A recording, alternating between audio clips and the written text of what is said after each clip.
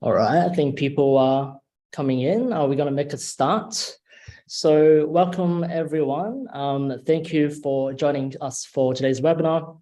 My name is Justin from the marketing team at Megaward Property Group, one of the leading project marketing and property agency companies based in Sydney that provides a one-stop solution for home buyers and property investors. All right, I think people are coming in. We're going to make a start.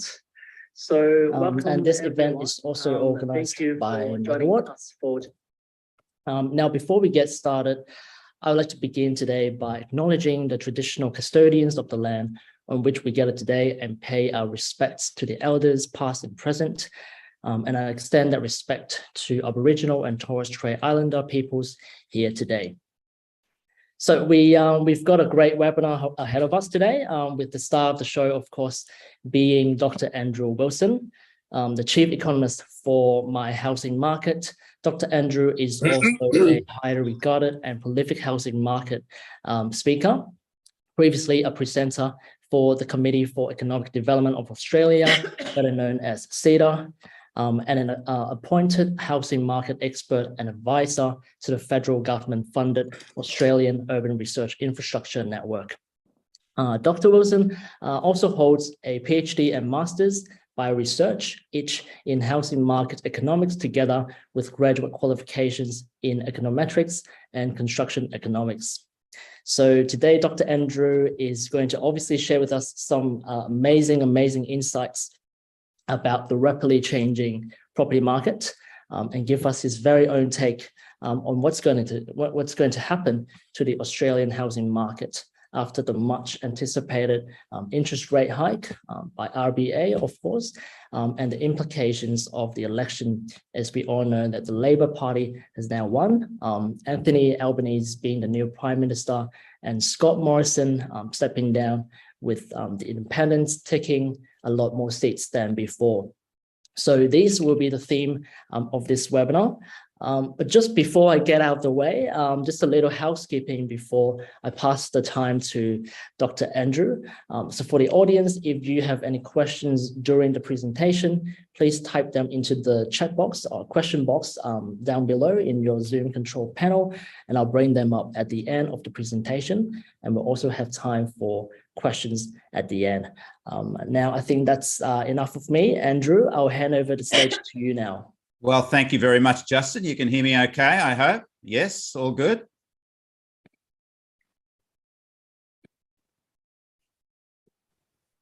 You can hear me okay, Justin? Yes. It's good. It's good. Time for questions at the end. Now, I think that's enough of me, Andrew. Okay, Justin. I'll give it a go because I'm not sure we're getting the audio through. Give us a thumbs up if you can see that, Justin. All good? Beautiful. All right. Well, thank you, everybody, Justin, for that introduction.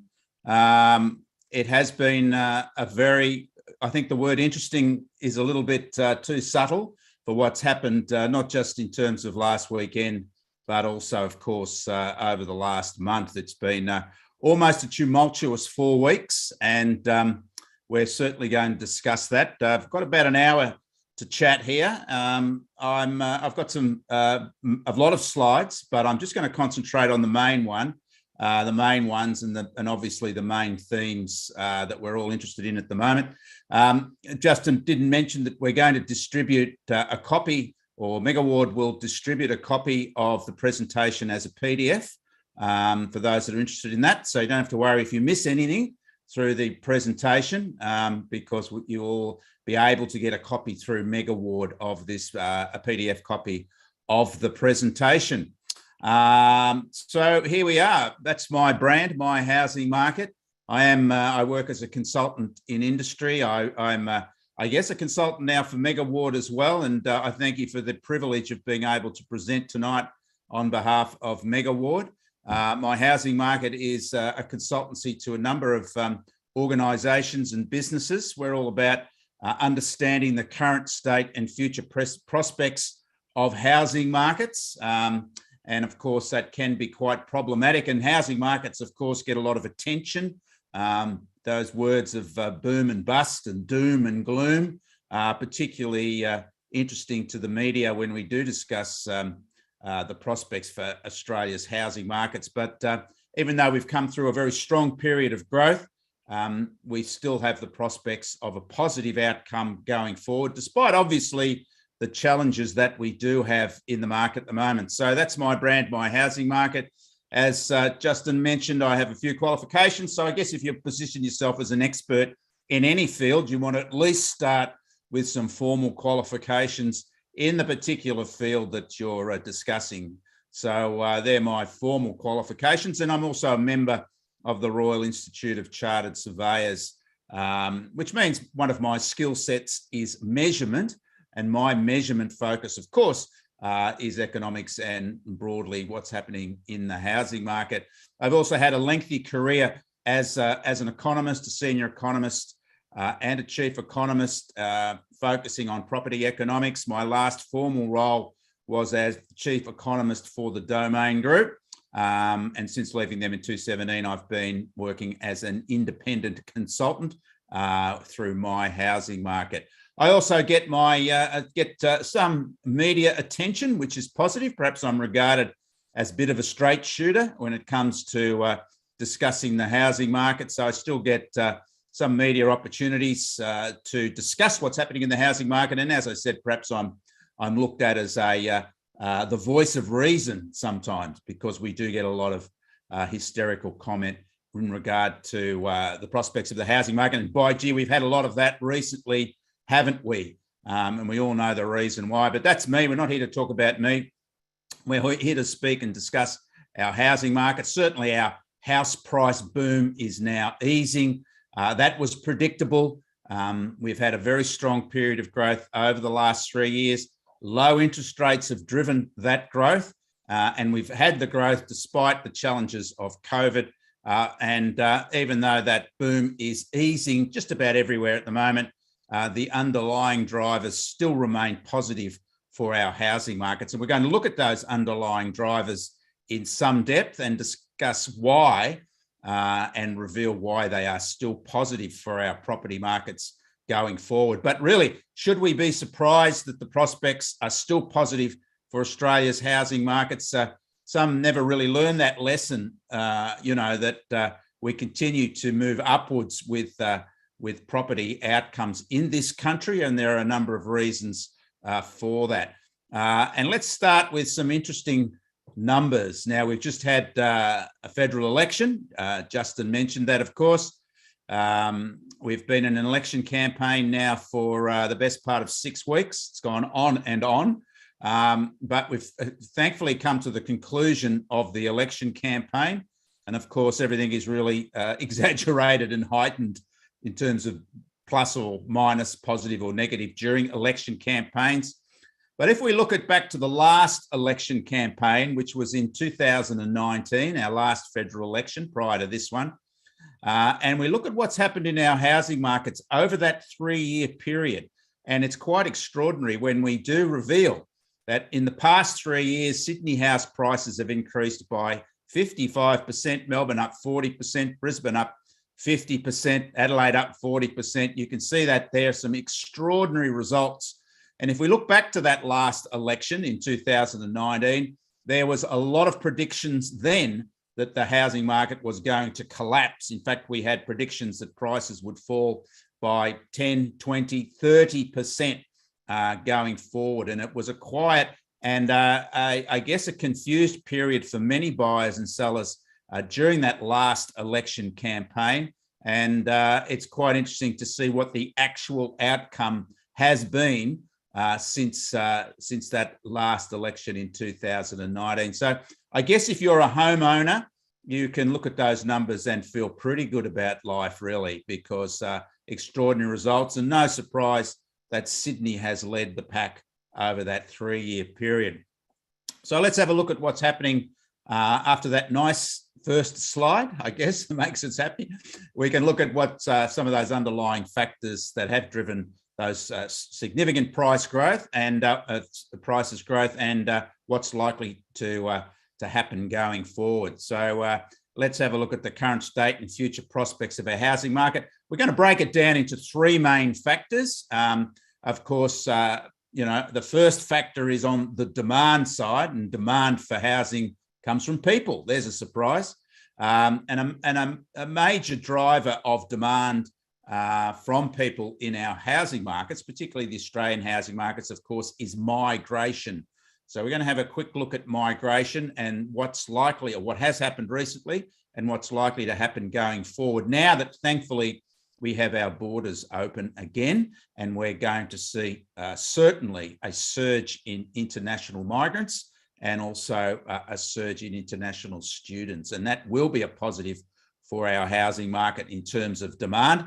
So demand, we'll look specifically at migration, but on the other side of the equation, of course, is supply, and that means home building. So we're going to look at the level of home building, how that matches demand and migration in our breakdown. But of course, the economy is the glue that holds the supply and demand together. And in particular, when we speak about the housing market, of course, we focus on interest rates. And we've had a lot of attention, as we usually do, but more so this year on interest rates, because there was obviously the prospect that with inflation increasing, that we would get an increase in interest rates. And yes, the Reserve Bank really did a U-turn in terms of its previous forecast for interest rate increases, and we had an interest rate increase on the 2nd of May, which of course was the first increase in Australian interest rates for over 11 years. So it's been a long time since we've had higher interest rates, and we're going to look at the implication for higher interest rates in our housing market and our economy. So let's start with the economy. Interest rates are important because they do generate house price growth. Higher interest rates reduce affordability because you can't purchase, or you can't borrow more because rates are higher with a given income. So that does put downward pressure on prices growth. And of course, lower interest rates improve affordability. And that means that you can pay more with a given income because you have a lower interest rate, and that puts upward pressure on house prices. So generally, of course, we set interest rates nationally. So all housing markets are impacted by the Reserve Bank decisions on interest rates, but it's local factors that determine the rate of growth at the local level in terms of prices, of house prices. And it is the local factors of supply and demand, migration, building, that determines the rate of growth given where interest rates are moving. So that's just a quick, I guess, overview of interest rates and how they affect house prices. So let's have a look at our interest rate journey historically. And just quickly, we can see that we've had a decline, a sharp decline from back in 2007-8 when we had high interest rates because we had high inflation there. Sounds familiar, doesn't it? But our interest rates then, and these are mortgage rates, were nearly 10%. The Reserve Bank had pushed up interest rates through that period because we had a very strong economy through our mining boom at the time. Wages were rising, prices were rising. It was a good old-fashioned boom, low unemployment. But we also had some differences then compared to now, which we'll look at quickly in a minute. But we also, following that boom in Australia in the late noughties, we had the global financial crisis. And of course, that led to a significant economic downturn. The Reserve Bank cut interest rates sharply to stimulate demand, putting more money in people's pockets so they could spend, putting more money in businesses' pockets so they could invest, and the mortgage rate fell to under 6%. Australia, unlike the rest of the world, however, was saved post the GFC by another mining boom. And of course, we know that the genesis of that mining boom was strong demand for our coal and iron ore from China. And China really did drive that second mining boom in Australia in 2009, 2010 into 2011. And of course, the Reserve Bank again increased interest rates because we were starting to get higher inflation. and our demand was well ahead of supply, and the Reserve Bank stepped in to cool the economy by pushing up interest rates. But in 2011, we joined the rest of the world in finding out really that lower interest rates weren't generating the sort of economic growth that we were used to. And down our interest rates fell until we got to the record low levels that we've had over the last 2 or 3 years, well, certainly the last 2 years. Of course, that was influenced by COVID. So we've gone through that journey of cutting interest rates to stimulate the economy. It didn't really work. And we're now, this is quarterly growth, interest rate growth. So when we get the June quarter, obviously we will have that first increase that we've had in since 2011, 11 years nearly. But the issue there is always that the track of interest rates does influence what happens with house prices. And if we look at house prices, how they've changed during that same period, you can quite clearly see the relationship between interest rates and house prices. As interest rates increased, we can see back there that in 2008-9, we saw house prices starting to ease. Of course, when interest rates fell during the GFC, we saw house prices started to rise again. Again, we had a softening of house prices through 2010 into 2011 as interest rates increased. But of course, in that journey from with cutting interest rates from 2011 until now, we've seen spectacular results with those record low interest rates in terms of house price growth. You can see particularly, well, all capital cities have recorded very strong prices growth. Sydney is the top gold cycle there, and it has certainly been the strongest growing, as we saw with the first chart tonight, with Melbourne underneath that in the black. Canberra and Brisbane also strong, Adelaide strong, and really only the Perth market has been an underperformer during that period because their economy was hardest hit as a result of the end of the mining boom and as a result of significant issues in migration. Once the mining boom ended, all that drive from migrant workers finished in Perth, which meant there was a high oversupply of property. And that's why the Perth market didn't track at the same levels as the other capital city markets with lower interest rates. But we have started to see the Perth market starting to revive, catching up, I guess, with the other capital city markets. But that again reinforces that even though the underlying trend for growth is the same with interest rate changes, local factors can determine the actual rate of growth.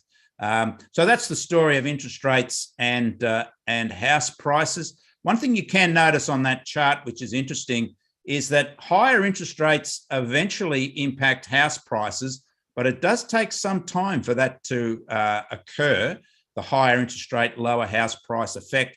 And lower prices are only very marginal with higher interest rates, the change.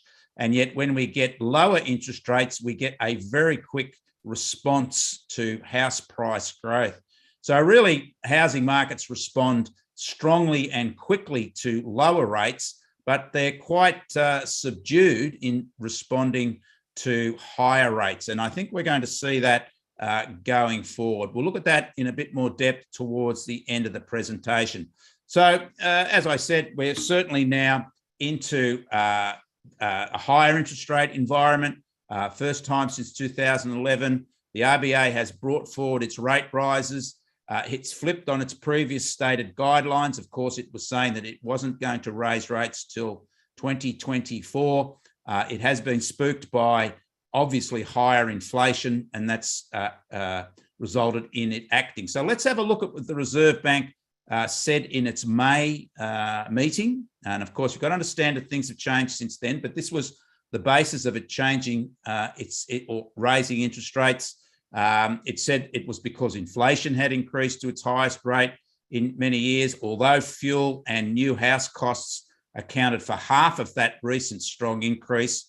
And it was the increase in underlying inflation, which didn't consider fuel and new house costs that concerned the Reserve Bank. So it was getting concerned that inflation was now starting to spread through the economy, not just because of high fuel costs and high building costs. So that was the reason why it decided to act.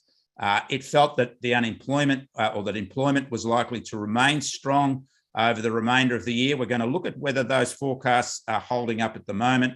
And they thought that the unemployment rate would fall to 3.5% in early next year.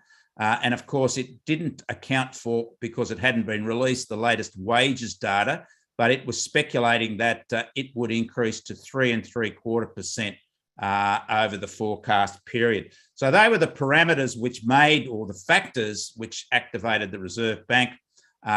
It believes in the May meeting that it will increase the current interest rate, which has moved up to 0.35% to 1.75%. That's a big increase by the end of this year, and to around about 2.5% by the end of next year.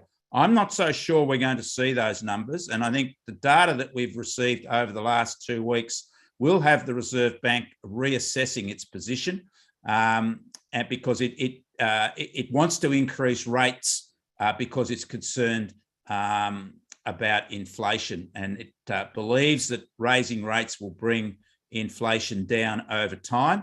Of course, it's a very tricky position for the Reserve Bank, because they don't want to take too much heat out of the economy, because that can result in a downturn.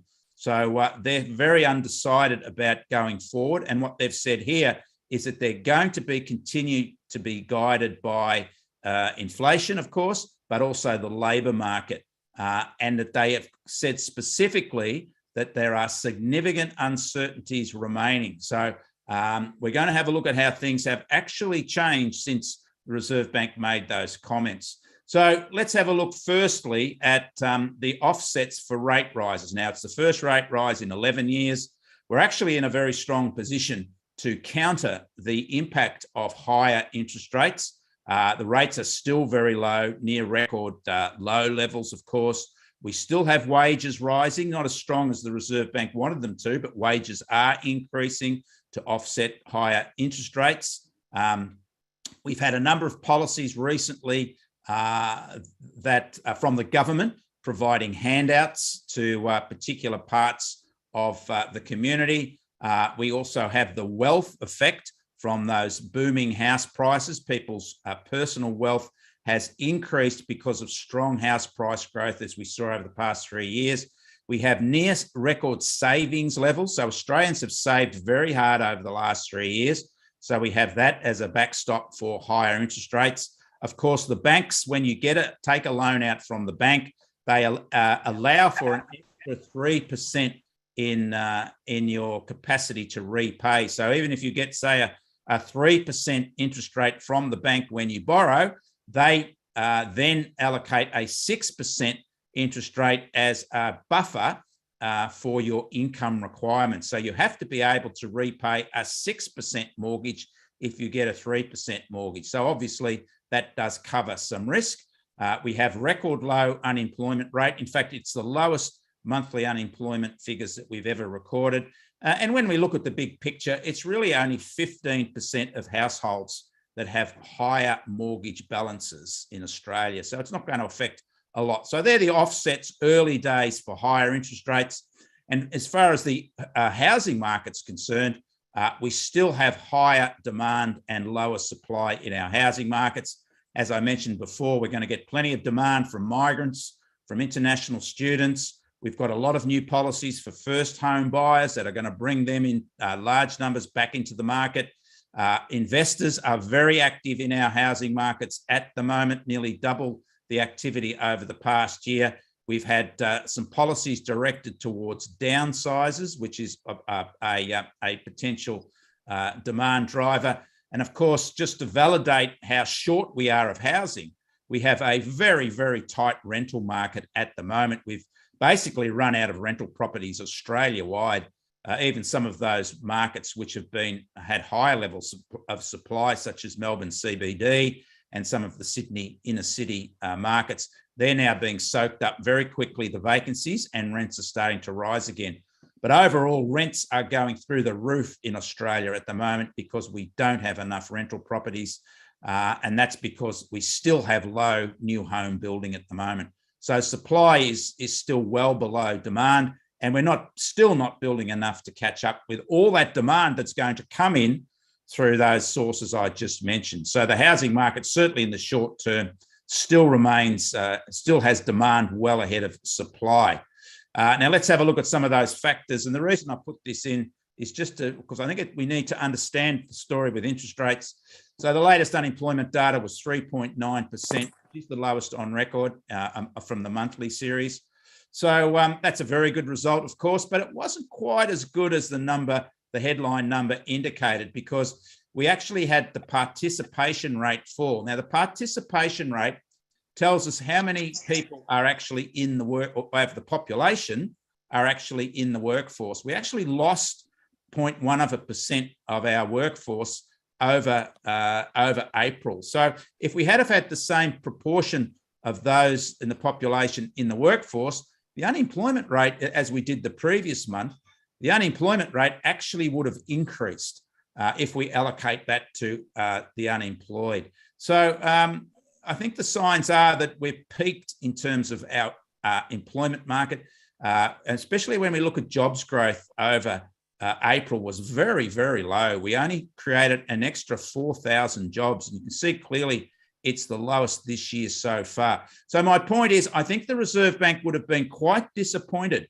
with those numbers. Again, as they said, they're looking for the data as it comes through, and nothing's set in concrete as far as interest rate policy is concerned. They would have been quite disappointed with those numbers because they don't want a weakening economy just when they're starting to, not that it's weak, it's strong, but it's not strengthening on the latest data. That's the point, it's holding. And when we're seeing people leave the workforce, it means that we've probably reached full employment now, which is, as I said, at a very high level. But the point is that higher interest rates will only act as a drag, which they're supposed to do, on Australia's economic performance.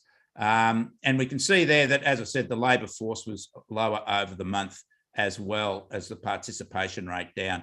So the jobs steady at 3.9%, lowest on record. I mentioned the participation rate did fall, however, which is could have meant, if it had stayed the same, higher unemployment, a low jobs growth rate of just 4,000 over the month. We're going to have all those migrants coming in looking for work. They're going to have to find work, which means they'll be competing with local workers for available jobs, which will act to put downward pressure on wages. And of course, they will need to find homes. And if we look quite clearly, one of the reasons we have such a strong labour market at the moment is that just because we haven't had migration, our workforce has only increased marginally through COVID since we shut borders. So we've only had a 1.6% increase in our workforce since COVID hit us and we closed our borders. But in the 26 months prior to that, which is how long we've been since COVID started, we actually had a 3.9% increase in the workforce. And of course, the big difference is that we had no migration. And that difference of 281,000 is basically because we had closed borders. So once we get borders opening again, it will have an impact, obviously, on our labour market. And we always have a very strong migration policy in this country. So that will act to moderate what I think is a full employment economy now. And that's something that the Reserve Bank will be watching very carefully. My whole point to this is that it's telling us that those forecasts for interest rates are not set in stone. Wages growth, another factor that came out after the Reserve Bank increased its rates. It was another disappointing result. The Reserve Bank would have been hoping for a much stronger result for wages growth over the March quarter. This came out after they increased rates, but we only were up by 0.1% annual wage growth compared to the previous quarter, and wages just grew by 0.7% over the quarter, which was the same as the previous quarter. And if we go back to when we last increased interest rates, you can see that wages were then growing at 3.9%. There's a big, big difference there when we last increased rates. as how wages were growing and how they're growing now. And that would have been another disappointment for the Reserve Bank's forecasts. And of course, we know, as the Reserve Bank said, that inflation has been driven up. You can see how strongly it's increased there as a result of new house prices and oil. You can see these aren't prices, sorry, these are building costs. You can see how building costs are still skyrocketing. And this is a result of the home builder policy the government introduced, the previous government introduced last year, which created a boom in new house construction. Too much demand, not enough supply. Guess what?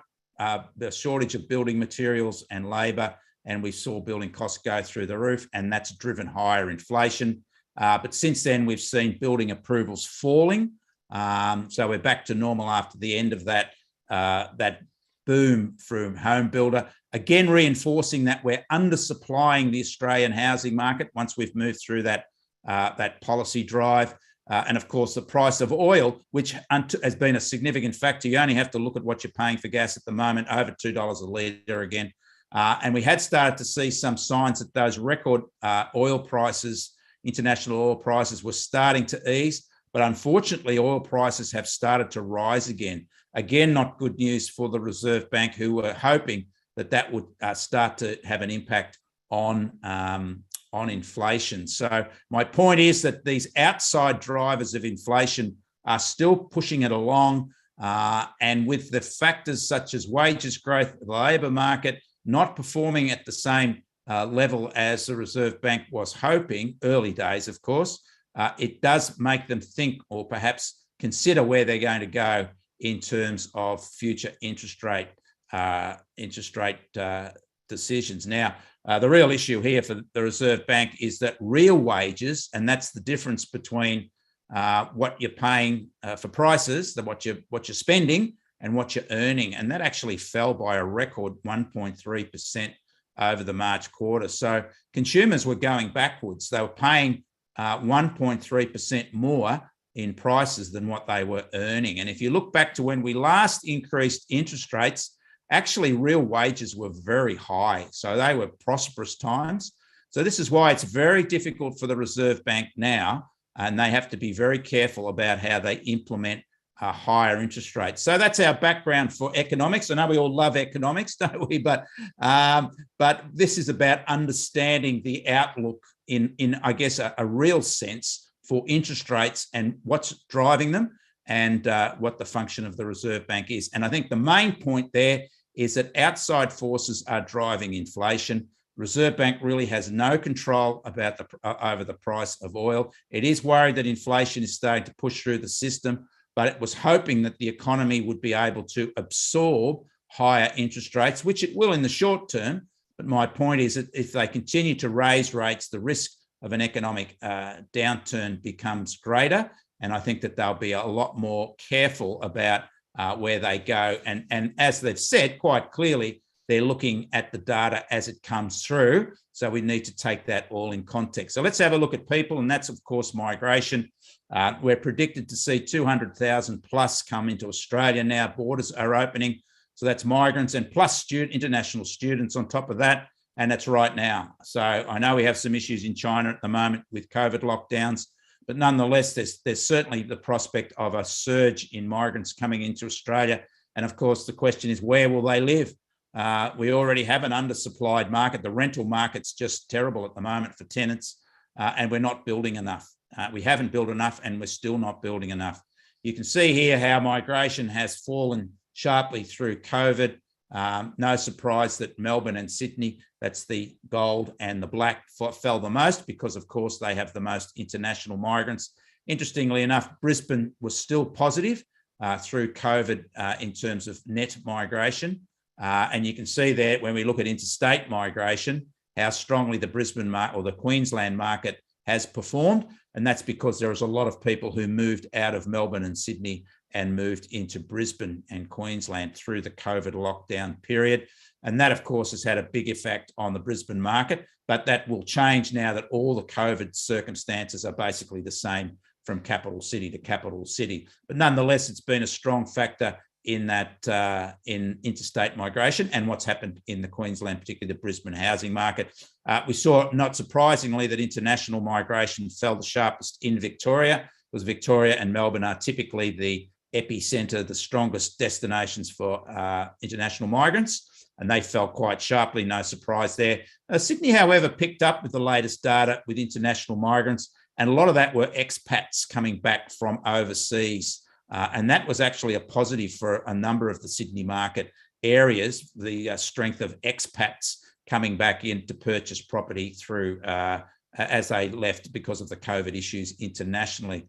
So if we look at it, interestingly, we can see that relationship between how interstate migration picked up in Queensland and how it correspondingly fell away in Victoria and New South Wales. So that was a factor in driving those housing markets. But we are going to see some change in that pattern because we're now getting a similar COVID environment in our capital city markets.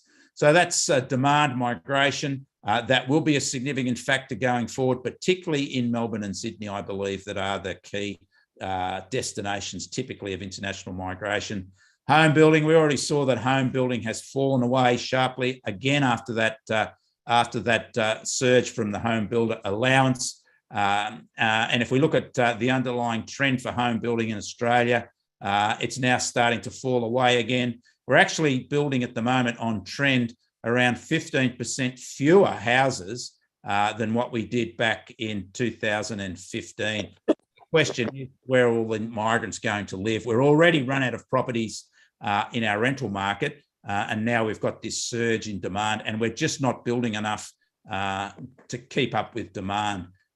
We can see there, we look at units particularly have fallen away sharply since their peak. They're around about half the number of units now in the underlying development for units is about half what it was in 2015, and there is a big shift towards apartment living, and it's, particularly in Sydney, where Sydney didn't have the same surge as Melbourne, Brisbane and Perth had through home builder, because Sydney really is more about apartments than standalone houses. But you can see there the trend for standalone houses is falling away. So build that supply and demand. We're seeing again a demand higher than supply, continuing this underlying shortage in Australia. So let's have a quick look at the buyer types. Who's buying what? This is the latest ABS home loan data for buyer types. It's starting to steady now. The top chart there are owner-occupiers. They have been the strength of the market. The black line there are investors. You can see how strong investor activity has been over the past 12 months. And we've seen some easing in first home buyer activity there, the grey chart at the bottom. But with those, and that's because prices have started to push first home buyers out of the market because they don't have a trade in property like owner-occupiers do. But with those significant policy changes for first home buyers, we're likely to see first home buyer activity rising again. Investors, as I said, have nearly doubled over the last 12 months. Bricks and mortar again, and will remain a solid destination for Australian investors. We all have that connection.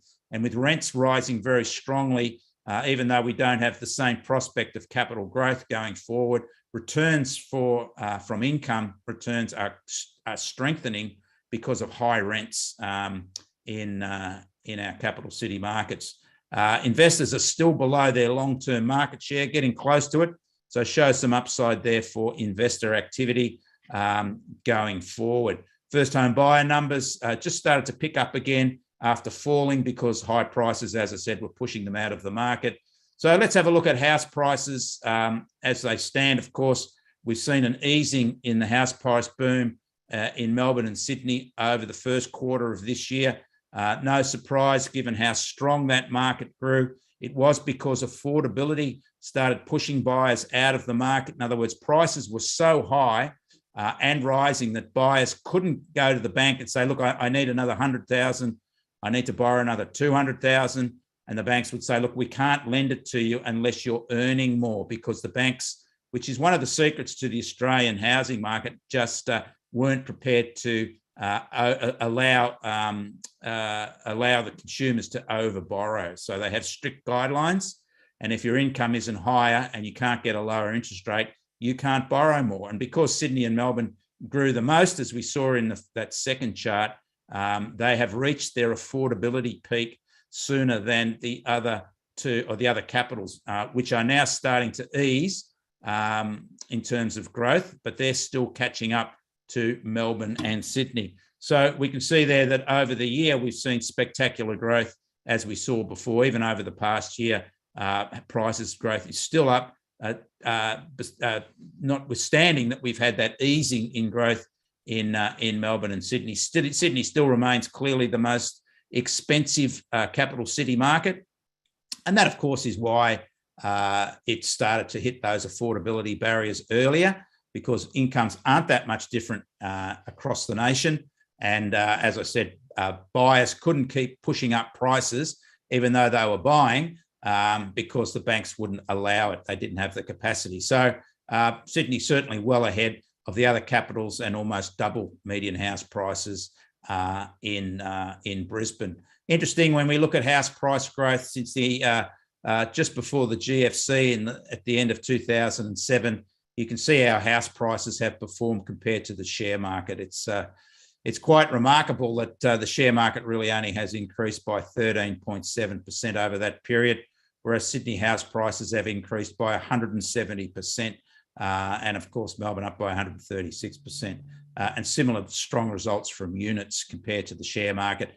And with higher rates, we typically see pressure on the share market. We're already seeing some signs of that, that with higher interest rates, we tend to see a weakness in the share market going forward. So Australia has been a particular underperformer in terms of its share market activity. So rental markets, I alluded to that. Vacancies are now falling in those inner city units as we run out of rental properties generally, and tenants start to look at units, whatever they can get, because there's really nothing available. So that was an increasing demand and falling supply, and more demand we'll get from students and migrants for our unit market, particularly inner city units. But we have chronic shortages of vacancies for houses across the country. And of course, part of that was the demand for larger homes as a result of the work from home office through COVID. So Sydney rents still the highest in the country for units and houses. Rents are rising very sharply. Sydney house rents up over 20% in the last year. These are really, good numbers for landlords, but not so good for tenants, and rising strongly everywhere. And we're now starting to see unit rents rising strongly also. Sydney unit rents up by 13% over the past year. Vacancy rates are very low, under 2% everywhere for houses. And we're starting to see those vacancy rates falling sharply in Sydney and Melbourne for units, as I mentioned, that excess supply gets soaked up. And if we look over the past year, this is quite remarkable, gone the wrong way, how the number of listings, this compared now to a year ago, how they've collapsed. This is looking at the number of listings comparing April to last year to April this year. And you can see how we've just run out of rental properties. That's a remarkable falling away in the number of rental vacancies. So a quick update now, starting to finish off with the latest data, the latest prices. These are monthly prices to today. So this is the latest price numbers. We can see there Sydney market is settling down. It's a flat market at the moment, so those record prices are holding over the last 4 months. Similar in Melbourne, prices are just, and given the issues with higher rates and the uncertainty with the election, these are, again, good results for a steady market rather than a falling market.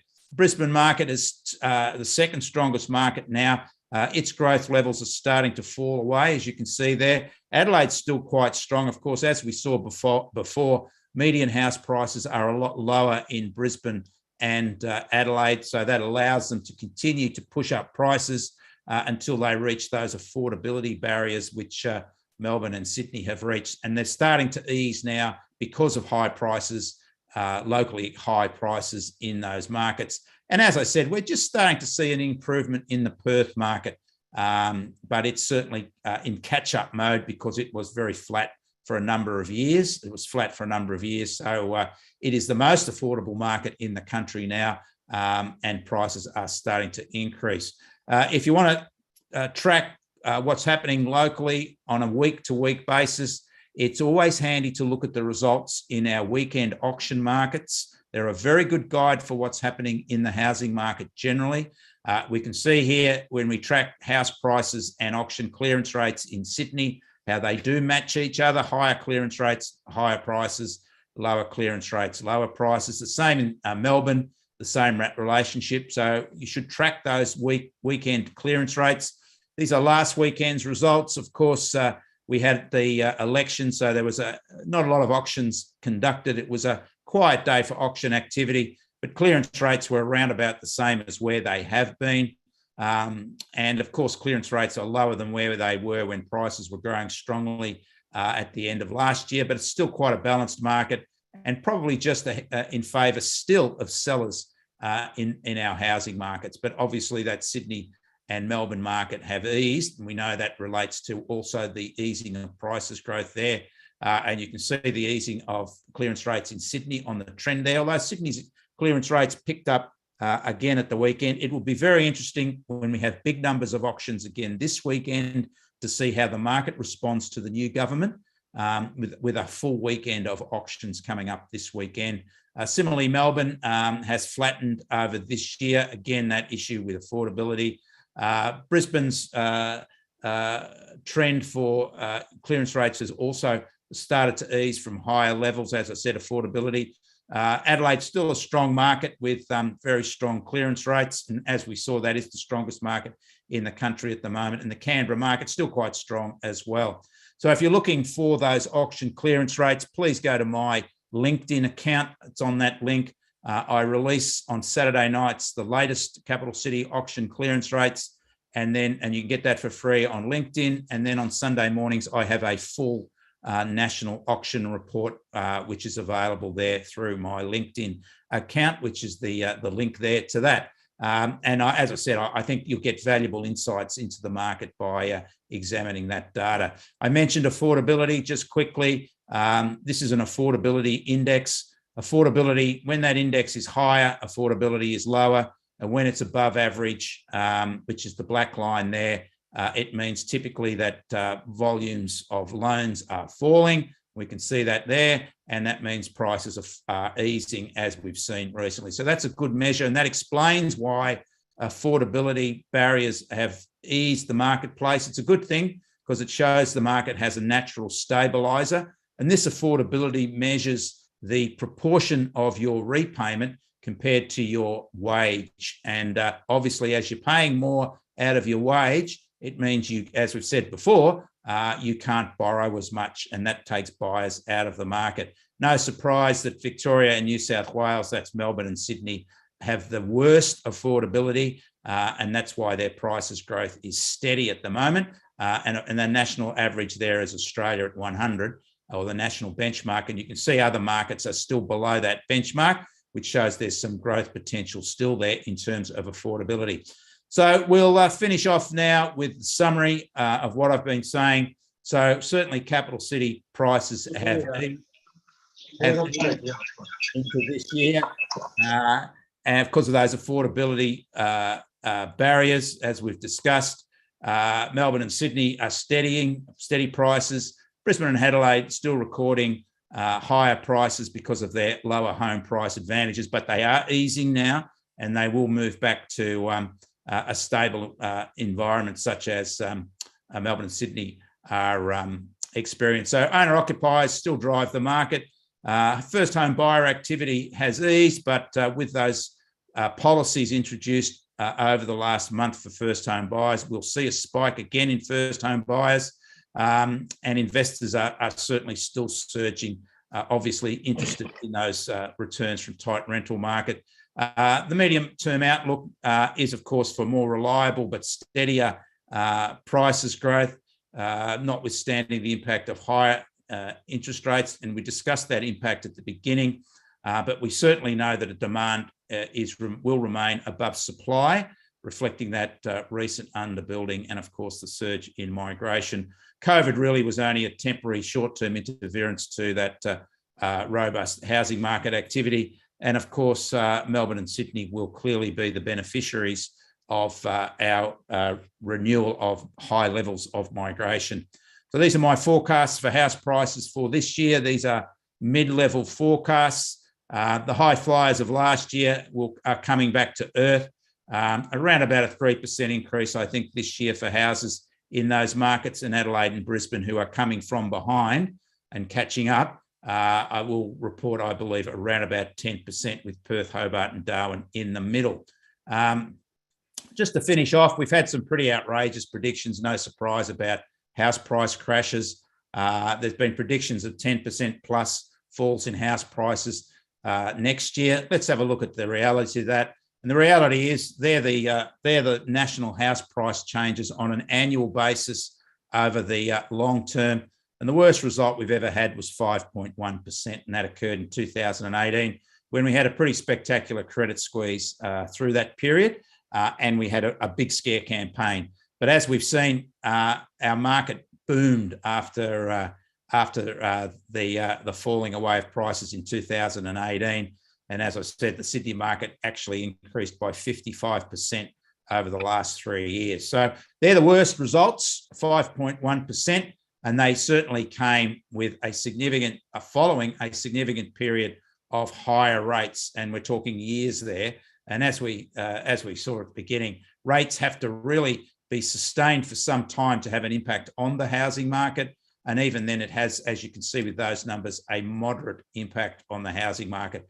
And we look at the capital city performances. The worst performance that we've had on a capital city basis was 8.4% on a year-to-year basis. So that's nowhere near those 10%, or it's not, 10% plus house price falls. So rationally, history tells us that we're miles away from that 10% fall on a national basis.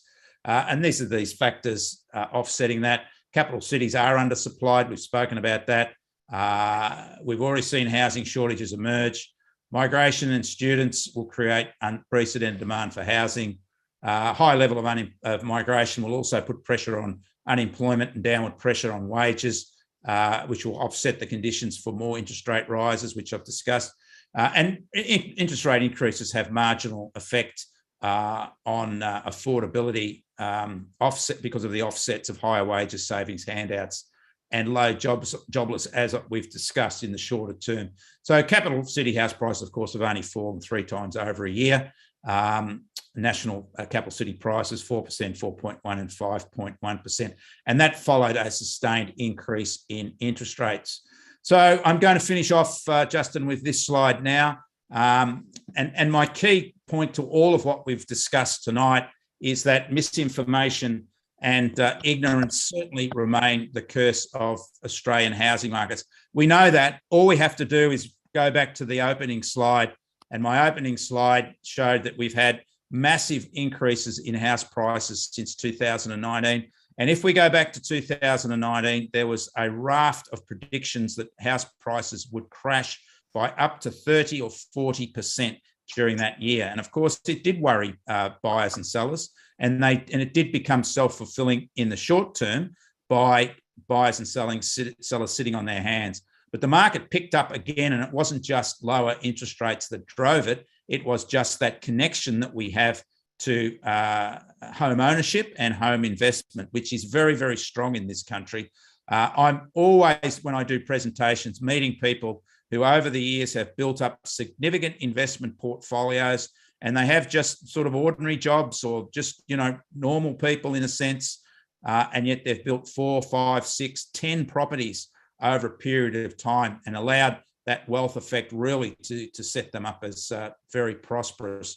And it's because really at the end of the day, they've ignored all the doomsayer, headlines that we get, which is a feature of our housing market, except for those that rationalise it and act on the fear that it generates. And as rates rise, there'll be more fear that's generated. And you can see what the history has been when people take advantage of that fear and ignore the negativity. and remain active in the market. And this market is different from other markets because it's significantly undersupplied at the moment, and with a surge of demand coming through that can only put upward pressure on prices and particularly on rents. Now, we're not going to see the sort of price growth we've had over recent years, but we're certainly going to see over the longer term a positive outcome for prices and particularly for rents on the basis of that shortage of properties going forward. So please, tonight's about looking at information in an objective sense, creating an argument and a dialogue based on the facts and history, so we can make rational decisions when it comes to investment. So thanks for that, Justin. Prices eased last year, of course, but steady prices will continue this year and next year, in my opinion. So I guess I'll hand it back to you. Thank you, everybody, for your attention, and we'll take some questions. Yeah, thank you, Andrew. Right on time. I'm sorry, because of time constraint, you have to sort of fly through your slides. No, it's good. I didn't look at my watch till the end, and I was relieved to see it wasn't 8:30. Yeah, but it was such an informative and a really statistical-based analysis of the market, very objective look at the market. So we really appreciate your presentation. And now we'll go ahead and take some time for questions now. Just a reminder, please be sure to type your questions into the chat box down below in the control panel, and I'll pick out some questions for Andrew to answer. We don't have a lot of time for Q&A, maybe 10 to 15 minutes, but I'll give you guys maybe a minute or two to think about some questions, and yeah, our Q&A will start very soon. Thanks, guys. Just a reminder, if you're not speaking, please mute your Zoom. Thanks, guys. Now, while we're waiting, actually, Andrew, I have a personal question. Yeah. If you can answer. Let's say if I'm a first-home buyer, yes, and I want to purchase an investment property here in Sydney. Yes. Considering the situation now with the market, do you think this is a time where buying an apartment would be advantageous instead of buying houses, because it's really unaffordable with the houses?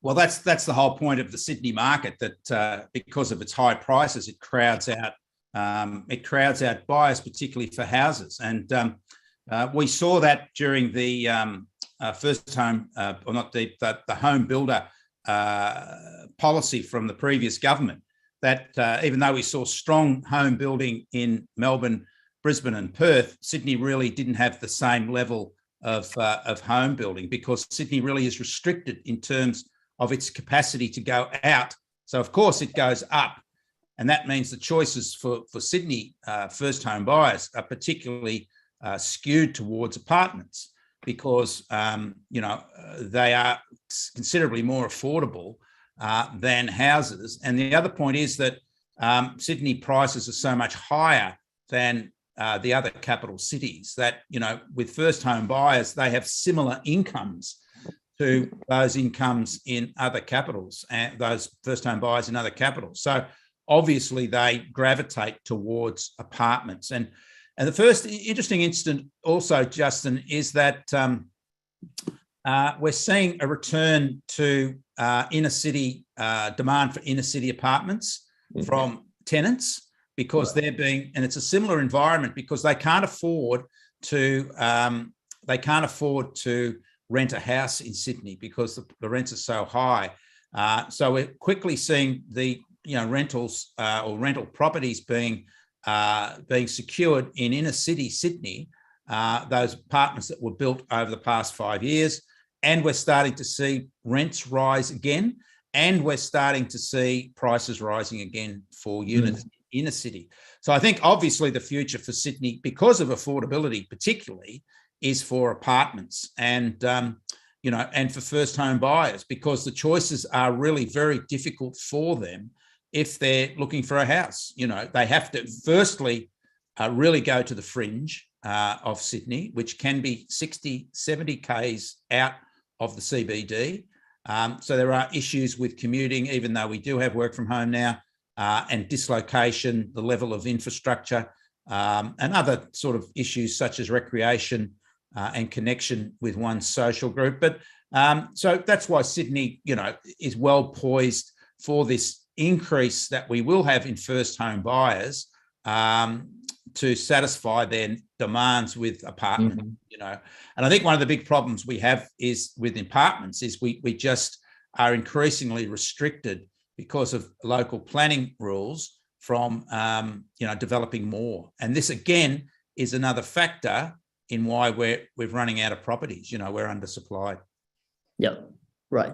Thank you, Dr. Andrew. I think there are actually a lot of questions coming in now, so I'm happy to take a live question if it's easy. Excuse me, could I just ask a question relative to the regional New South Wales market? I'm particularly interested in places like Bathurst, Orange, Mudgee, but I've got a large acreage near Sofala, and it has 4 lots. There's 2 lots of 11 acres and 2 lots of about 21 acres. Both come with building residence permits.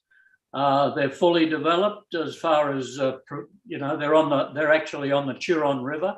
Yep. I'm just wondering, with a 45-minute distance to, say, Bathurst, would it be better to build a house on them and sell them off that way, or would it be? And I would add that you could also have farm buildings as well, like machinery sheds and hay sheds and stuff like that.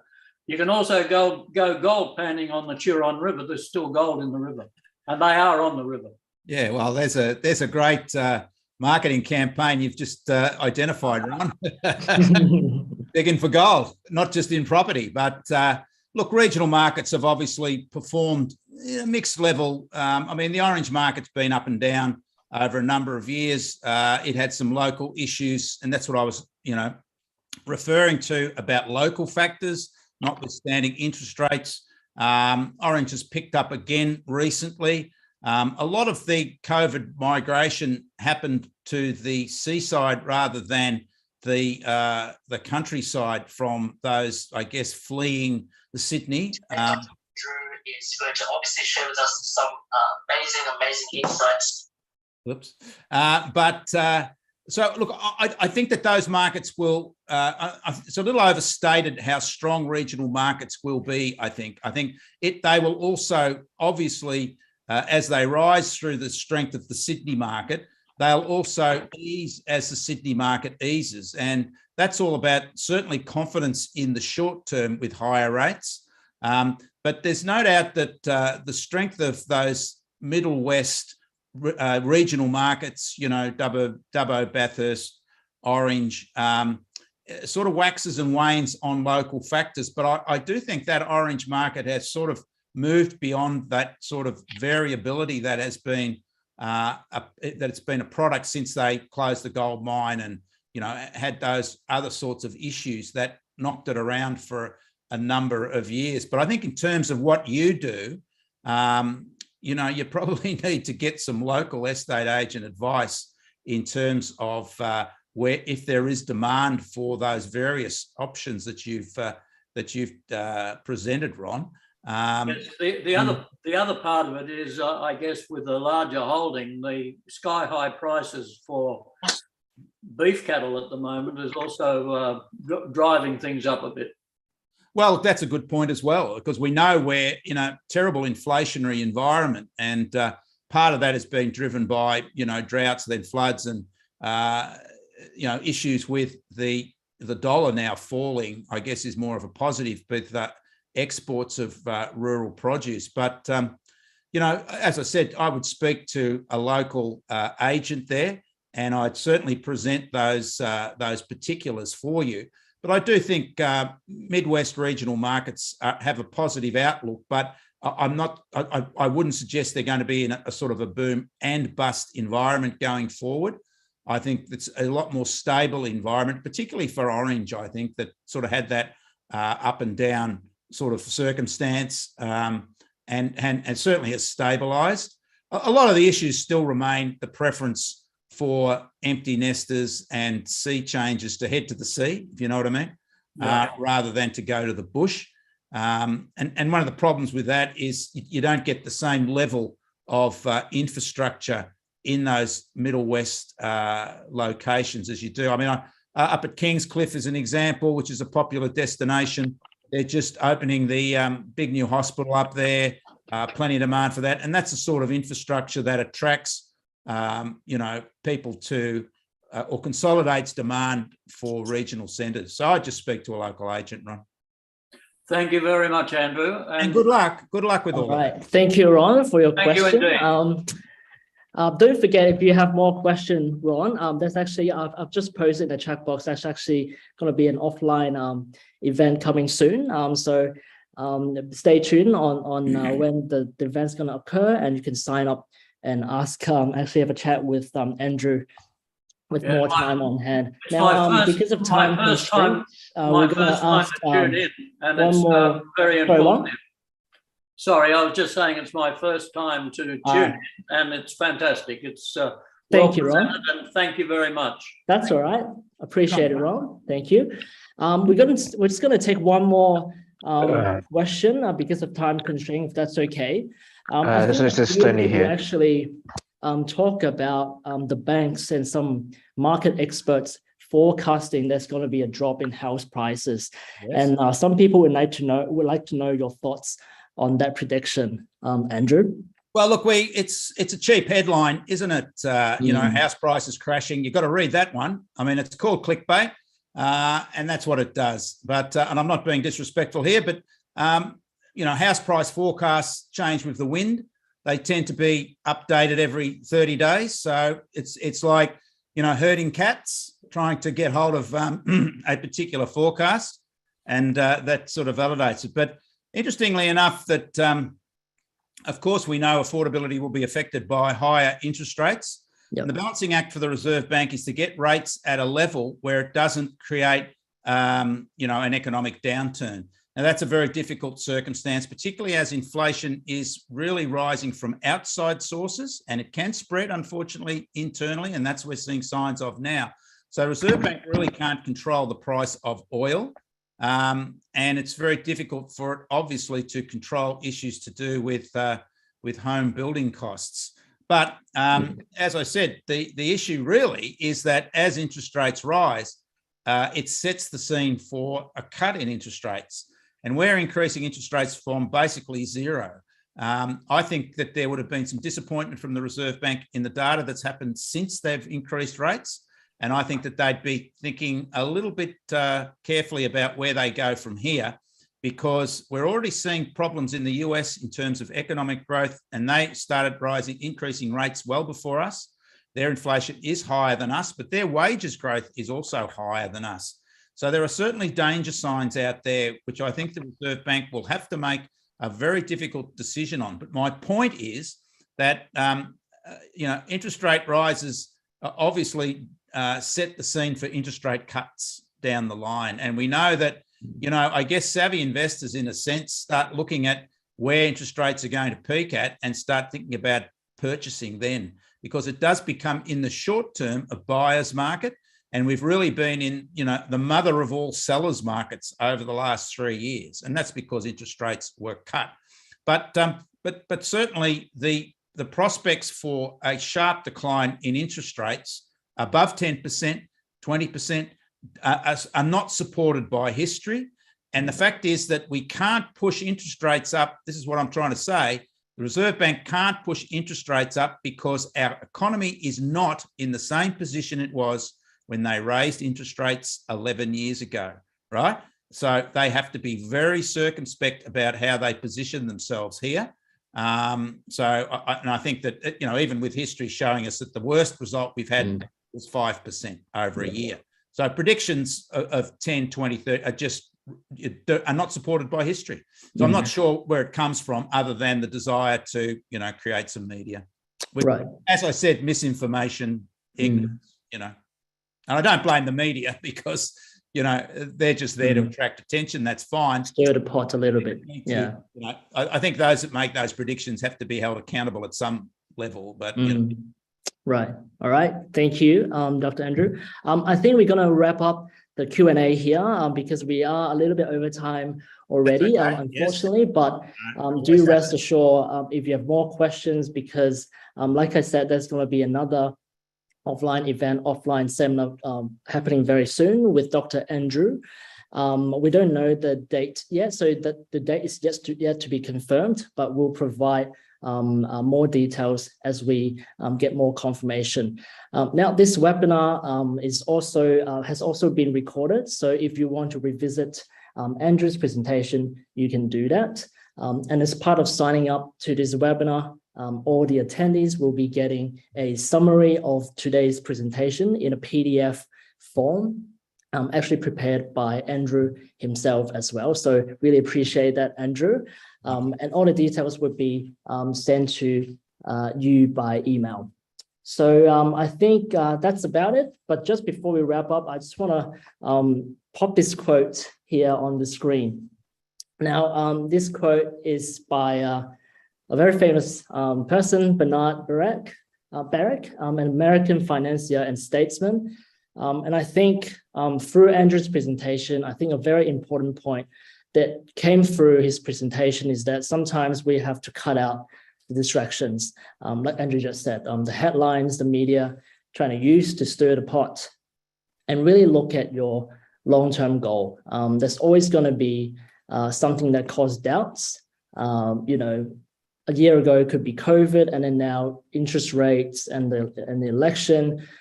So this is from what's on the screen is actually from Andrew's own presentation.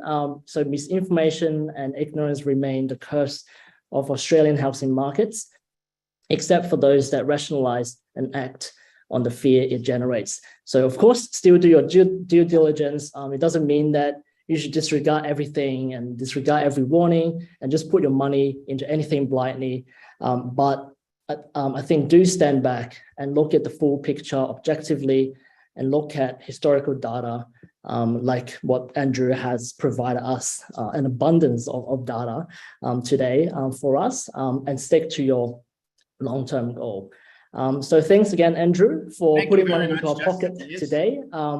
Now, last but not least, I've mentioned we're going to have another seminar coming soon. This is going to be actually an offline VIP only event. However, a limited amount of spots will be allocated to the public as well. So if you're interested in having a face-to-face session with the man himself, Dr. Andrew, contact us or contact your Megawatt sales consultants. Tickets will be given out based on a first-come, first-served basis. And more details are going to follow in the coming days as we get the dates and time confirmed. And I think that's it for today. Thanks for joining us today, and we'll see you next time. And don't forget, if you want more updates and news on property market, follow our social media.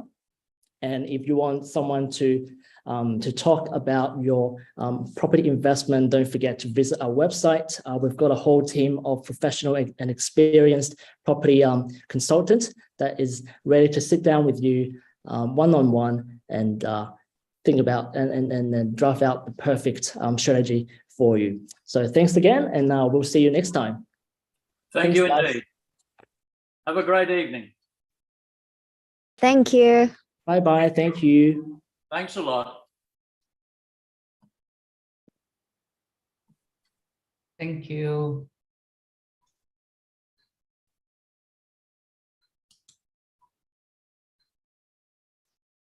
Thank you.